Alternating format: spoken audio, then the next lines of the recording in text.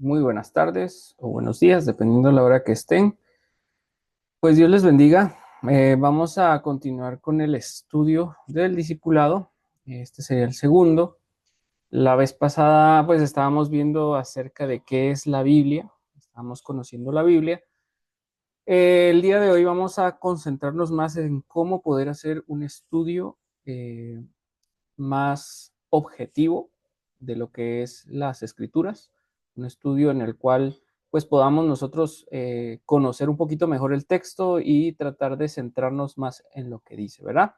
Entonces, vamos a hacer una breve presentación. Ya saben que esto no demora tanto. Entonces, la pregunta es, ¿cómo leer la Biblia? Es una pregunta que se ha hecho mucha gente a través de mucho tiempo. Es una pregunta que ha generado mucho debate entre las personas. Y bueno, ¿cómo leer la Biblia, verdad?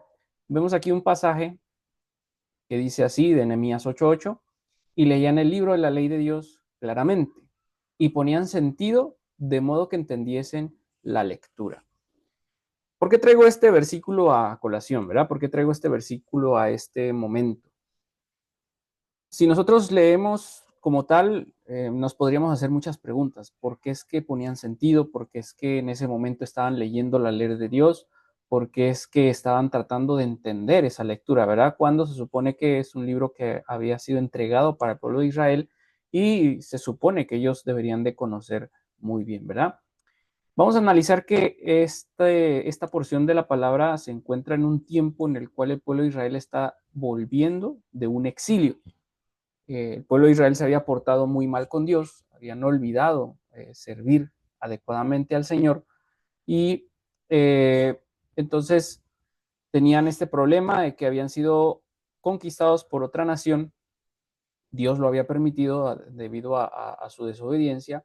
Habían pasado mucho tiempo lejos de los rituales, lejos de la alabanza y la adoración correcta hacia Dios, y en este momento estaban regresando a sus tierras y estaban descubriendo nuevamente lo que era la ley y se acababan de dar cuenta de que por mucho tiempo no habían servido correctamente a Dios, ¿verdad? Entonces por eso es que ponen este cuidado, ponen este énfasis en darle sentido a la lectura de la ley de modo que pudieran entenderlo todas las personas, todos los que estaban en ese pueblo, ¿verdad? Ese día hubo gozo, ese día hubo llanto también y hubo diferentes emociones encontradas, ¿verdad? Porque realmente habían encontrado nuevamente lo que Dios quería para ellos, ¿verdad? Esto nos denota una importancia en poder tener sentido, en ver claramente las cosas y en poder entender la lectura. Así que de esto se va a tratar el discipulado de hoy. Vamos a continuar. Uno de los pasos para que nosotros podamos tener una lectura objetiva. Vamos a hablar de lo objetivo, no subjetivo, de lo objetivo. Para tener una lectura objetiva de la palabra, necesitamos seguir algunos pasos. Hay bastantes y diferentes pasos y entre más uno esté acostumbrado a hacer estudios de la Biblia, van a hacerse quizá más pasos, va a ser lo más metódico, pero vamos a empezar desde de lo común, de lo fácil, de lo sencillo y poquito a poco podemos ir avanzando hacia lo más complejo. Yo les voy a seleccionar aquí algunas opciones de las que yo considero que son las más importantes y que ustedes pueden tomar en cuenta y tener en práctica cada vez que hagan un estudio de las escrituras, ¿verdad? Vamos a empezar por uno de los primeros pasos y aquí yo les pongo de título Una mente libre. Una mente libre, ¿por qué? Muchas veces las personas tienden a querer justificar ideas preconcebidas e ir a las escrituras y querer buscar que realmente las escrituras apoyen lo que esta persona está pensando. Y es un error muy común que comete mucha gente y es quizá el error por el cual existen tantas discusiones en cuanto a la interpretación de la Biblia. Existen muchos conflictos entre una postura y otra porque regularmente siempre se busca el texto para justificar una idea preconcebida. También muchas personas utilizan las escrituras para responderle a alguien que está atacando y tratar como de hacer un contraataque, ¿verdad? Han tal vez malinterpretado la idea de tener defensa o poner defensa de la fe, más bien como un ataque constante entre una postura y otra, ¿verdad? También podríamos cometer ese error, querer contestar simplemente porque quizá no me gustó lo que esta persona piensa, porque quizá no me gusta lo que esta persona hace, quizá porque quiero, como ya lo decía yo en la lección anterior, verme más intelectual que los demás. Esas son cosas que dañan una lectura, un estudio puro de lo que es la palabra, ¿verdad? Yo les pongo aquí este versículo. El apóstol Pedro está hablando de alguna manera de pues cómo nosotros debemos de ser entregados ante lo que es la palabra del Señor. Ustedes pueden analizarlo incluso desde capítulos anteriores de qué es lo que está hablando de una transformación, está hablando de podernos acercar a lo que Dios quiere. Y al inicio de este capítulo dice esta frase: desechando pues toda malicia, todo engaño, hipocresía, envidias y todas detracciones, desead como niños recién nacidos la leche espiritual no adulterada, para que por ella crezcáis para salvación, si es que habéis gustado la benignidad del Señor. Yo lo pongo aquí para que lo consideremos siempre en una lectura adecuada y como uno de los primeros pasos. No diría yo que el más importante, pero sí uno de los más importantes y sí uno de los principales. Tener una mente libre. Una mente libre, y no me refiero a tener una mente de libertinaje, no confundamos términos. Una mente libre de malicia, una mente libre de engaño, una mente libre de hipocresía, una mente libre de envidia y de todo tipo de detracciones. Porque si nosotros vamos con una mente con malicia a la lectura de la Biblia, podemos transgiversar lo que se está enseñando. Si nosotros vamos con engaño, uno podría ir tratando de justificar malas acciones o con la malicia, con el engaño, tratar de justificar malas acciones con las escrituras y decirle a la demás gente que es correcto lo que estamos haciendo cuando esto no es así, ¿verdad? Igual de la misma manera en hipocresía y de la misma manera si yo estoy tratando de hacer un estudio por envidia, por querer criticar a otro, por querer pues hacer ciertas cosas que no están bien, ¿verdad? Yo podría hacerlo. La Biblia es tan extensa, tiene tantas cosas, tiene tanto contenido que yo podría utilizarla de una manera equivocada. Entonces, uno de los primeros pasos, uno de los más importantes es tener una mente libre, libre de todo esto, libre de malicia, de engaño, de hipocresía, de envidias y de tracciones, ¿verdad? Desear la leche espiritual no adulterada, tener el deseo de conocer las cosas sin adulterarlas, o sea, tratar de ser sinceros en el estudio que estamos haciendo. Este paso es muy difícil, yo sé, poder quitarnos todos los prejuicios, poder quitarnos todas las ideas que tenemos preconcebidas. Yo sé que es un paso muy complicado, muy difícil, porque siempre estamos acostumbrados a tener pensamientos ya antes de estudiar las escrituras, pero tenemos que darle la oportunidad de que sea la palabra que nos hable a nosotros y no nosotros introducir nuestras ideas al texto, ¿verdad? Eh, para que por ella crezcáis para salvación. O sea que si yo voy con una mente libre, va a haber un efecto en el cual voy a tener un crecimiento para salvación, si es que hemos gustado de la benignidad del Señor. Entonces, siempre cuando yo puedo hacerlo con una mente libre, voy a tener una consecuencia positiva, una consecuencia para salvación, una consecuencia que me ayude a crecer. Si yo voy con una mente llena de todas estas cosas malas, voy a utilizarla para destruir, para desanimar, para hacer que las personas se alejen de Dios, y en vez de salvación va a ser para perdición, ¿verdad? Entonces, bueno, este es uno de los primeros pasos, uno de los principales pasos. Yo diría que el más importante es el que sigue. El paso más importante tiene que ser desear conocer a Dios. No debe de ser un interés personal, no debe de ser en buscarme a mí mismo, no debe de ser en buscar cómo criticar a otro, no debe de ser como buscar algo para, pues no sé, llevarle la contraria a otra persona, no es para criticar, no es para atacar, no es para nada de eso, ni para justificar malas acciones. Tiene que ser primero mi deseo genuino de conocer a Dios. un deseo honesto de realmente conocer a Dios. Ir a las Escrituras y decir qué Dios tiene para mí, qué es lo que Dios tiene para mí, qué es lo que Dios me quiere enseñar a través de este estudio, ¿verdad? Bueno, yo creo que este punto es claro. Vamos al siguiente. Tenemos ciertas cosas que van a afectar directamente a nuestro texto. Si yo tengo un texto y no conozco el contexto, o si yo tengo una historia y no conozco el contexto de lo que está sucediendo, muchas veces me voy a equivocar. El día de ayer que estábamos con los hermanos en el local, yo hacía este ejemplo. Yo sé que es un ejemplo un poquito muy sencillo tal vez, pero puede verse de una manera crítica. Está una situación. Estoy en la calle, veo a mi vecino y mi vecino está peleando contra un perro. Un perro le está ladrando, el vecino está asustado, pero está tratando como de alejarlo y yo voy pasando por ahí y los miro. Yo estoy viendo la situación, pero no conozco todo el contexto de lo que está sucediendo. Yo podría ir, después de mirar esa escena, ir con otras personas y decirles, miren que el vecino está peleando con un perro.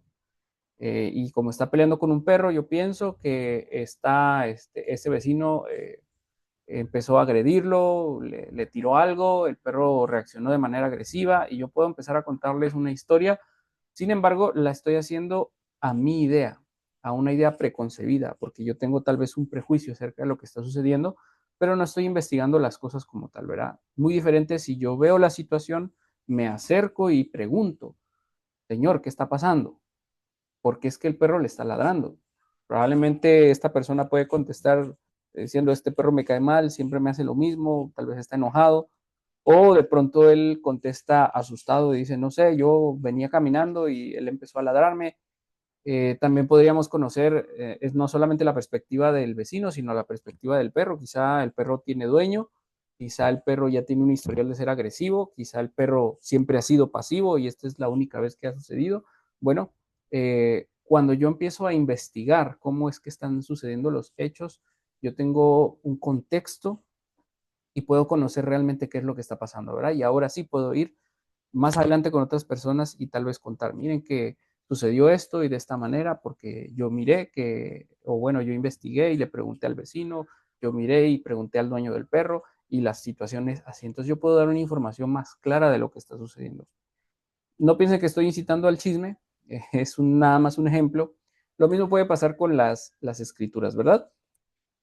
Cuando yo leo un texto, necesito saber de qué se trata. Necesito saber qué me está contando.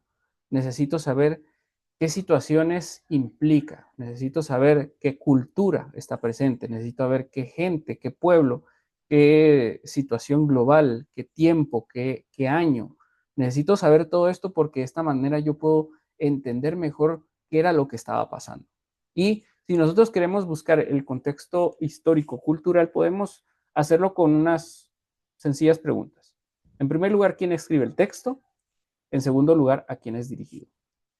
Con estas dos podemos tener casi la mayor parte de las cosas resueltas, ¿verdad? Pero también viene esta que es cuál era la situación histórica, qué era lo que estaba sucediendo alrededor de todo esto en ese tiempo, qué tipo de cultura, qué leyes estaban vigentes o qué prácticas pueden afectar lo que estaba pasando en este momento, en este texto. Si nosotros tenemos esta información, créanme que se aclara mucho más para qué es que este texto se hizo, para quién iba dirigido, quién lo hizo y en qué situación estaba escribiéndose, ¿verdad? Tenemos que considerar que las escrituras pues están escritas, bueno, disculpen por la redundancia, la Biblia está escrita desde un tiempo muy antiguo en el cual la gente, la cultura era muy distinta a lo que nosotros conocemos y necesitamos trasladarnos hasta ese tiempo para entender qué era lo que estaba pasando, cómo era lo que estaba pasando y nosotros poder disfrutar de una mejor manera el texto que se está presentando, ¿verdad? Ese es el aspecto histórico-cultural. Si yo conozco todo esto, mi texto puede ser un poco más claro, pero el siguiente paso es este, conocer el contexto literario. ¿Qué género literario es? El texto que estoy yo revisando, estudiando, ¿es narrativo? O sea, me está narrando una historia, me está narrando un suceso, me está narrando algo imaginario o me está narrando algo real. Tengo que investigar y tengo que analizar si realmente se trata de algo narrativo. Tengo que investigar si es un poema, si es una alabanza, una canción que se está dedicando en algún momento, si es meramente pensamiento del autor o, bueno, está influenciado por otras cosas. Tengo que analizar todo esto, ¿verdad? Eh, si es profético, si es alguno de los escritos de los profetas, a quién estaba dirigido, por qué estaba dirigido, y así yo voy a entender bien en qué situación se estaba moviendo este texto, ¿verdad? Si es una carta, ¿para quién era dirigida? ¿Con qué motivo estaba dirigida? ¿Cuál era la situación que aparenta que está pues resolviéndose a través de la carta? Esto puede ser muy útil para lo que es el Nuevo Testamento, ya que la mayoría son cartas. Entonces podemos analizar qué tipo de texto era el que se está leyendo.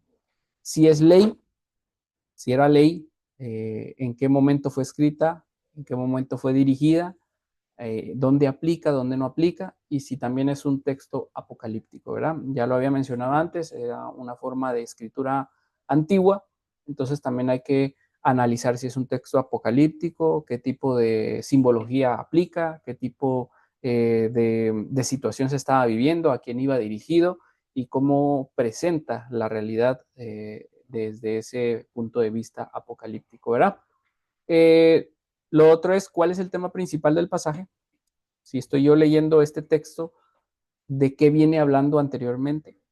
¿De qué tema está hablando anteriormente? Y entonces aquí viene el segundo, que es qué pasaje viene antes y qué pasaje viene después. Entonces yo puedo no solamente analizar el que estoy leyendo, sino leer un poco antes, un poco después. Si aún no me queda claro, puedo ir más antes o si, como en el caso de las cartas, puedo empezar desde la parte inicial y tratar de investigar qué tema está abordando, ¿verdad? Bueno, eh, la siguiente es la visión teológica. Bueno, antes de pasar a esta parte, tanto el contexto literario como el contexto histórico, hoy en día hay muchas herramientas. Hay Biblias de estudio, hay Biblias con comentario, hay comentarios bíblicos y yo les recomiendo buscar comentarios que sean históricos, culturales, comentarios literarios, que contengan contexto y no solamente comentarios que lleguen a decir o a querer explicar lo que dice el texto, porque esto ya va a depender de cada persona y qué preconcepción puedan tener en la mente. Entonces, yo les invito a que busquen comentarios que hablen de la historia, de la cultura, que aborden el tipo de texto literario que se están investigando. Hay aplicaciones en sus teléfonos, en las tablets, que ustedes pueden descargar las Biblias y ahí ya vienen siempre con una introducción de cada libro, de cada carta, de qué se trataba, más o menos qué situación aborda. Entonces ustedes pueden hacer una investigación eh, de manera cómoda, ¿verdad? Con los artículos, con los accesorios que ustedes puedan encontrar tanto en internet como en Biblias, como en libros, y pues de eso ustedes pueden investigar de diferentes formas. Les repito, que sean de contexto histórico, cultural y literario. No se apoyen tanto ya en comentarios que hagan directamente del texto porque puede ser que a veces hagan un trabajo no tan bien hecho, ¿verdad? Es mejor que uno mismo pueda hacer ese estudio. Visión teológica. Aquí ya vamos a entrar un poquito más en materia teológica. A veces le tenemos un poquito de miedo a esta palabra, pero simplemente es el estudio de Dios, ¿verdad? Entonces, cuando yo ya analicé el contexto histórico, ya analicé el contexto cultural, el contexto literario, entonces yo puedo, ya que tengo toda esta información, yo puedo hacerme estas preguntas, bien sencillitas. ¿Qué está enseñando el texto sobre Dios? Entonces yo me pongo a analizar, me pongo a investigar, empiezo a leer el texto, lo leo una, dos, tres veces, no sé, y me hago esta pregunta, ¿qué está enseñando este texto sobre Dios? Y otra pregunta que va a contrastar esta primera pregunta que es, ¿qué revela el texto sobre el ser humano? ¿Cómo se está comportando el ser humano? ¿Está haciendo lo que Dios quiere o no está haciendo lo que Dios quiere? está rebelándose contra Dios, está aceptando lo que Dios está presentando. Entonces nosotros podemos analizar estas dos preguntas y ponerlas en contraste. ¿Qué está haciendo Dios? ¿Qué quiere enseñar Dios? ¿Y qué está haciendo el ser humano? ¿Está haciendo, está aceptando lo que Dios está diciendo? ¿No lo está aceptando? ¿Cómo es su comportamiento en ese momento? ¿Es lo que Dios quiere o no es lo que Dios quiere en el momento del texto? ¿O simplemente es un mensaje de Dios para nosotros? Bueno, entonces podemos hacerlo en una visión teológica, ¿verdad? Yo sé que pueden haber más puntos. Si alguien que tiene quizá un poquito más de experiencia en la revisión de textos, podría decirme ahorita, bueno, es que tú puedes profundizar más. Y bueno, yo solamente estoy presentando herramientas que pueden ser básicas y que pueden ayudarles a todos aquellos que quieran iniciar un estudio formal, ¿verdad? De lo que es la Biblia. Esta parte me gusta más y quizás sea la más importante porque de nada me sirve tener todo el conocimiento si no funciona en mi vida, si no es aplicado a mi vida y si no está afectando mi vida, ¿verdad? Entonces, por último, ya después de haber hecho todo este análisis, después de haber hecho toda esta reflexión acerca de Dios, acerca de la humanidad, entonces, ¿cómo aplico esto a mi vida, verdad? Y podemos también hacerlo a través de algunas preguntas.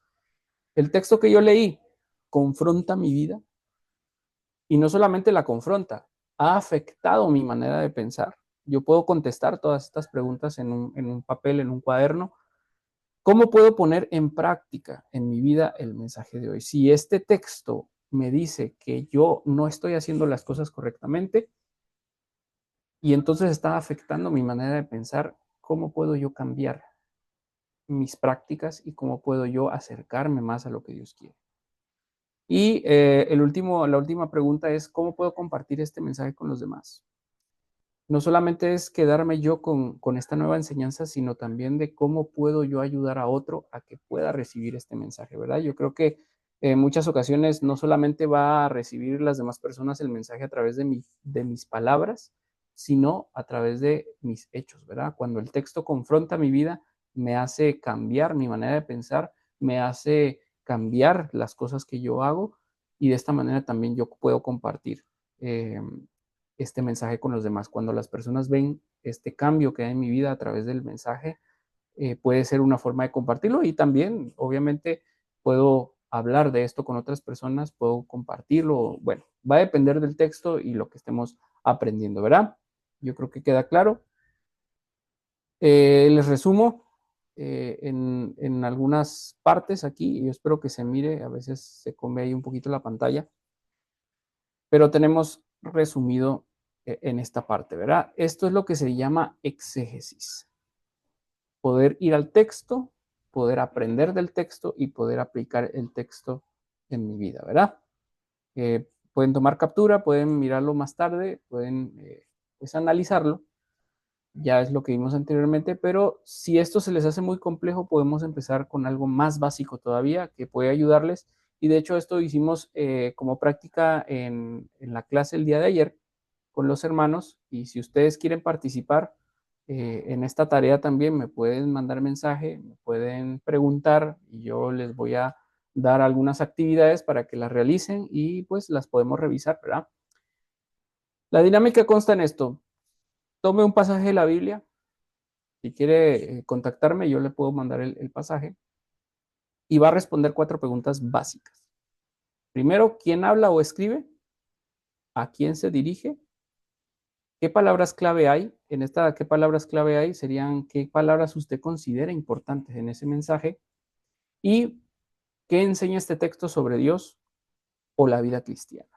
Por último, ¿cómo lo aplico en mi vida y cómo lo compartiría con otras personas? ¿Verdad? Esta es una actividad muy sencilla que puede usted hacer y practicar una vez que usted domine estas 4 o estas 5 preguntas. Yo puse ahí 4, disculpe, son 5.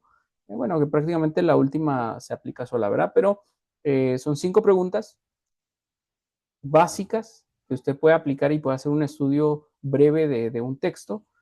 Y poco a poco usted puede ir utilizando estas, ya que las domina, puede quizá indagar un poquito más en estas y quizá más adelante usted puede encontrar algo más, ¿verdad? Es interesante esto que la palabra del Señor siempre se presta a más investigación, ¿verdad? Uno puede cada vez indagar más, cada vez mirar qué otra cosa puede descubrir de las escrituras, ¿verdad? Nunca podemos saberlo todo, es importante siempre estar revisando, pero, repito, primeramente, mi deseo debe ser conocer a Dios. No debe de haber otro motivo, conocer a Dios, querer saber qué Dios quiere para mi vida, ¿verdad? Y el otro es tener una mente libre de prejuicios. Muchas veces debe uno aplicar esta situación, hacer o tener en mente que yo no sé nada y necesito aprender. Dar un borrón siempre y cuenta nueva, ¿verdad? Decir, bueno, yo había aprendido tales cosas, bueno, en este momento voy a ser sincero conmigo mismo, voy a decir, no sé nada, ir al texto, tratar que él sea el que me enseñe, me instruya, obviamente haciendo una investigación objetiva, tratando de conocer el texto en su contexto y poder aprender de Dios, ¿verdad? Con el deseo de conocer a Dios, con una mente libre de toda malicia, de todo engaño, hipocresía y envidias, ¿verdad? Pues esto es todo. Si quieren hacer esta actividad, quieren contactarme, pues puede ser aquí por mensaje y si no, por este medio de YouTube. Dios les bendiga y pues nos vemos a la siguiente.